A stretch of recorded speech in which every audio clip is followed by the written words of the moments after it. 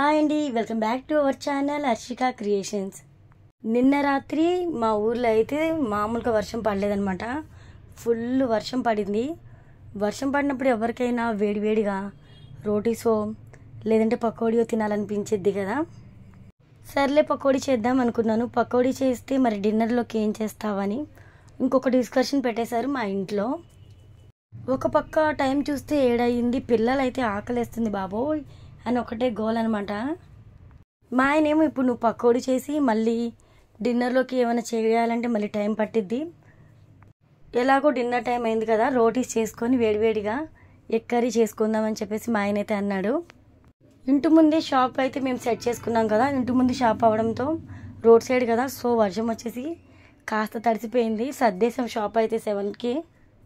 నార్మల్గా అయితే 9 వరకు అయితే ఉంచేవాళ్ళం అనమాట. లైటింగ్ అవన్నీ పెట్టేసి 9 వరకు షాప్ అయితే ఉంచేవాళ్ళం. నైట్ వర్షం రావడంతో ఎర్లీగా క్లోజ్ చేసాం. అలానే చపాతీ చేసుకోవాలని చెప్పేసి ఫిక్స్ అయిపోయి చపాతీకి ఏమేం కావాలో అన్నీ రెడీ చేసేసుకున్నాం అనమాట. మార్కెట్కి వెళ్ళి మా ఆయన అయితే పిండి ప్యాకెట్ అయితే తీసుకొచ్చేసాడండి. అలానే ఎగ్స్ కూడా తీసుకొచ్చాడు. నువ్వు ఒక్కదానివే ఇప్పుడు అన్ని ఆనియన్స్ కట్ చేసుకొని ఎగ్ కర్రీ చేసి రోటీ చేసి పిండి పిసికి ఇవంతా చాలా టైం పట్టిద్ది, కానీ ఇద్దరం కలిసి చేద్దాం త్వరగా అయిపోద్ది అని చెప్పేసి మా ఆయన కూడా హెల్ప్ చేశాడనమాట. ఒక పక్క పిల్లలు ఆకలి అంటున్నారు కాబట్టి మా ఆయన అయితే వేడివేడిగా ఫ్లఫీ ఆమ్లెట్ అయితే వేసి ఇచ్చేశాడు. ఆ ఫ్లఫీ ఆమ్లెట్ ఎలా వేసాడు అనేది కూడా నేను షార్ట్ వీడియోలో అయితే పోస్ట్ చేస్తానండి. ప్రస్తుతానికైతే పిల్లలకి ఆమ్లెట్ పెట్టేశాం కదా. ఇప్పుడైతే మేము పిండి కలిపేశాడు మా ఆయన. ఒక గిన్నె తీసుకొని అందులో గోధుమ పిండి అయితే పోసామండి. కేజీ గోధుమ పిండి మొత్తం పోసేసి కొంచెం పొడి పిండి అయితే ఉంచుకున్నాం అనమాట. ఈలోపు ఒక గిన్నెలో వాటర్ తీసుకొని అందులో ఉప్పు వేసి కలిపేసామన్నమాట. ఉప్పు కలిపిన వాటర్ అయితే మనము ఇక్కడ పిండిలో యాడ్ చేసుకోవాలి. అంతకంటే ముందుగా ఒక 2 టేబుల్ స్పూన్ నూనె వేసుకోవాలి. నూనె వేసుకుంటే కనుక చేతికైతే అంటకుండా, పిండి అంటదండి చేతికి అంటకుండా సాఫ్ట్గా చేసేయచ్చు రోటీస్. ఇక్కడ మా ఆయన అయితే చక్కగా పిండి కలిపేసి మూత పెట్టేసి పక్కన పెట్టేశాడు. ఎలాగో పిండి అయితే ఒక అరగంట వరకు నానాలి కదా. ఈలోపు కర్రీ ప్రిపేర్ చేద్దామని నేను కర్రీ ప్రిపేర్ చేసేస్తున్నాను. కర్రీ ప్రిపేర్ చేయడానికి నేను ఇక్కడ 20 ఎగ్స్ అయితే తీసుకున్నానండి. ఎగ్ కర్రీ చేయడానికి స్టవ్ మీద గిన్నె పెట్టేసి గిన్నె కాగిన తర్వాత ఆయిల్ అయితే పోసాను అనమాట. 6 టేబుల్ స్పూన్ల ఆయిల్ పట్టింది.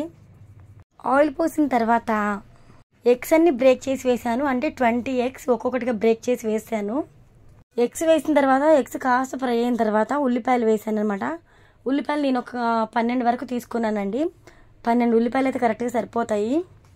స్టార్టింగ్లో ఒక 4 టేబుల్ స్పూన్ ఆయిల్ వేసి ఆ తర్వాత 2 టేబుల్ స్పూన్ ఆయిల్ అయితే ఇప్పుడు యాడ్ చేస్తున్నాను.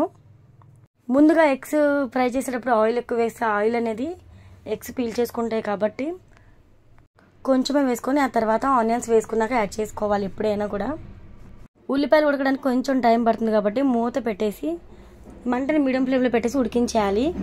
చపాతీలోకి ఎప్పుడైనా కూడా ఉడకబెట్టి ఎగ్ కర్రీ ఉండేదానికన్నా కూడా ఎగ్ పొరట అయితే చాలా బాగుంటుంది. ఇక్కడ మనకి ఉల్లిపాయలు ఉడకడానికి కొంచెం టైం పడుతుంది కాబట్టి ఈలోపు రోటీ ప్రిపరేషన్ కూడా చేసేస్తే ఒక పని అయిపోతుంది కదా. గోధుమ పిండి అయితే చక్కగా నానిపోయిందండి. పర్ఫెక్ట్గా చపాతీకి ఏ విధంగా నానాలో అలా నానిపోయింది అనమాట. పిండి అయితే రౌండ్ బాల్స్లో అయితే ప్రిపేర్ చేసుకొని ప్రెస్ చేసుకొని పక్కన పెట్టేశాను. ఇప్పుడు ఎగ్ కర్రీ ప్రిపరేషన్ కూడా ఒకసారి చెక్ చేసుకోవాలన్నమాట. ఇక్కడ ఆనియన్స్ అయితే సగానికి పైగా అయితే కుక్ అయిపోయినాయి. ఇలా కుక్ అయితే చాలు. కర్రీ మొత్తానికి సరిపడే సాల్ట్ వేసుకొని అలానే 1/2 టేబుల్ స్పూన్ పసుపు వేసుకోవాలి. 2 టేబుల్ స్పూన్ అల్లం వెల్లుల్లి పేస్ట్ అయితే అప్పటికప్పుడు రుబ్బింది వేసుకొని టేస్ట్ బాగుంటుంది. అలానే కారం వచ్చేసి 3 లేదా 4 టేబుల్ స్పూన్లు వేసుకోవాలి. చపాతీలోకి కొంచెం స్పైసీగా ఉంటేనే బాగుంటుంది కాబట్టి 4 టేబుల్ స్పూన్ల కారం అయితే వేసానండి. కారం అనేది మనకి స్పైసీగా ఉండాలా లేదంటే కర్రీ నార్మల్గా ఉండాలా, దాన్ని బట్టి అయితే మనం కారం అయితే యాడ్ చేసుకోవాలి. అలానే 1/2 టేబుల్ స్పూన్ కన్నా కొంచెం ఎక్కువ మసాలా పొడి వేసుకొని కలుపుకోవాలండి. ఇప్పుడు మనం వేసుకున్న మసాలాలన్నీ కూడా ఎగ్ కర్రీకి చక్కగా పట్టేలాగైతే కలుపుకోవాలి. ఇక్కడ ఎగ్ అయితే చక్కగా పర్ఫెక్ట్గా అయితే కుక్ అవుతూ ఉందన్నమాట.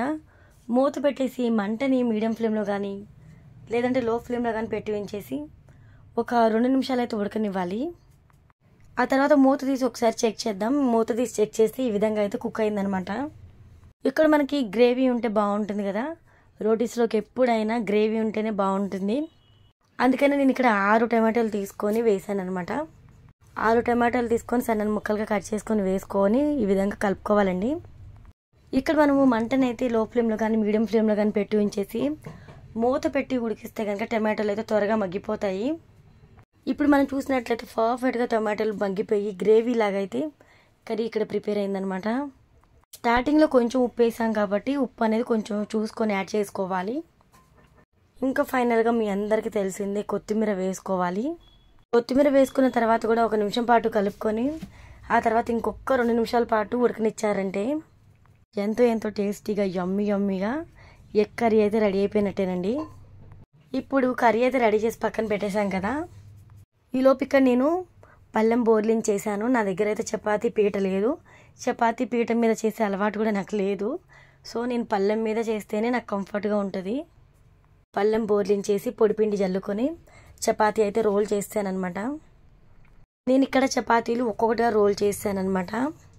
అంతలోనే మా ఆయన స్టవ్ ఆన్ చేసి స్టవ్ మీద పెనం పెట్టి పెనం హీట్ అయిన తర్వాత చపాతీలకి ఎప్పుడైనా కూడా పెనం బాగా హీట్ అయి ఉండాలండి. పెనం హీట్ అయిన తర్వాత చపాతీలు అయితే చక్కగా దోరగా కాల్చాడనమాట. 1-2 లైట్గా మాడే అనుకోండి, అయినా పర్వాలేదు, టేస్ట్ అయితే బాగానే ఉంది. ఇప్పుడు రోటీ అయితే వేసిన తర్వాత ఈ వంట అయితే మొత్తానికి నేను మా ఆయన కలిసి అయితే చేసామన్నమాట. ఇక్కడ మీరు గమనించినట్లయితే ఒక పక్క నేనైతే ఎగ్ కర్రీ అయితే ప్రిపేర్ చేస్తూ చపాతీ రోల్ చేస్తూ ఉన్నాను. ఇంకొక పక్క మా ఆయన అయితే చపాతీలు అయితే చక్కగా పర్ఫెక్ట్గా కాల్చేసాడనమాట. యాక్చువల్గా అయితే ఈ వంట చేయడానికి 2 అవర్స్ పైన పడుతుందండి. ఇక్కడ మేము ఇద్దరం కలిసి చేసాం కాబట్టి 1 అవర్లో ఫినిష్ చేసాము. 7కి మొదలెడితే 8-8:15 అలా అయిందనమాట. అయిపోయింది కంప్లీట్గా. రోటీస్ ఎప్పుడైనా కూడా మేము ఆయిల్ లేకుండానే కాల్చుకుంటామండి. అలాగే మాకు నచ్చుతుంది. ఆయిల్ వేసుకోవాలి అనుకుంటే మాత్రం ఎప్పుడో ఒకసారి నెయ్యి అయితే వేస్తాము. ఈసారి మాత్రం ఆయిల్ లేకుండానే ఆయిల్లెస్గా కాల్చేసి వేసుకున్నాం. నేను మా ఆయన ఇద్దరు కలిసి చేసిన వంట మీకు ఎలా అనిపించింది కామెంట్ సెక్షన్లో కామెంట్ చేయండి. వీడియో నచ్చితే డెఫినెట్గా లైక్ ఇవ్వండి. లైక్ ఇవ్వడం వల్ల మన వీడియోస్ ఇంకొంతమందికి అయితే రీచ్ అయ్యే ఛాన్స్ అయితే ఉంటుంది. అలానే ఇంకా మంచి వీడియోస్ కోసం ఛానల్కి అయితే సబ్స్క్రైబ్ అవ్వండి.